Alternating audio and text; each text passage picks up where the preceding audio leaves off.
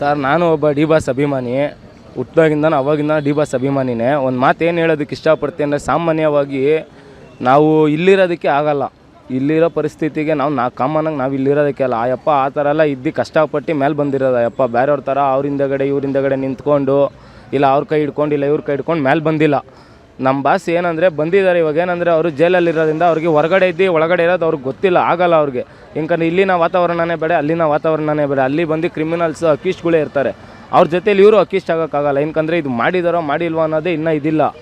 ಇವರು ಕಣ್ಣಲ್ಲಿ ನೋಡಿಬೇಕು, ಮಾತಾಡಬೇಕು. ಪಾಪಚ್ಚ ಅವ್ರಿಗೆ ಕಷ್ಟ ಆಗುತ್ತೆ ಸರ್. ಇಲ್ಲಿ ಊಟ, ಇಲ್ಲಿನ ನೀರು ಬೇರೆ, ಅಲ್ಲಿ ಒಳಗಡೆ ಸಿಗೋ ನೀರು, ಅಲ್ಲಿನ ಊಟ, ಅಲ್ಲಿ ಸಿಗೋದೇ ಬೇರೆ. ಯಾಕಂದರೆ ಸಾಮಾನ್ಯವಾಗಿ ಇಲ್ಲಿರೋರ್ಗೆ ಪಾಪಚ್ಚಿ ಬಡವರು ರೋಡಲ್ಲಿರೋರಿಗೆ ಊಟ ಮಾಡೋದು ನೀರು ಸಿಗ್ತಾಯಿಲ್ಲ ಕ್ಲೀನಾಗೆ.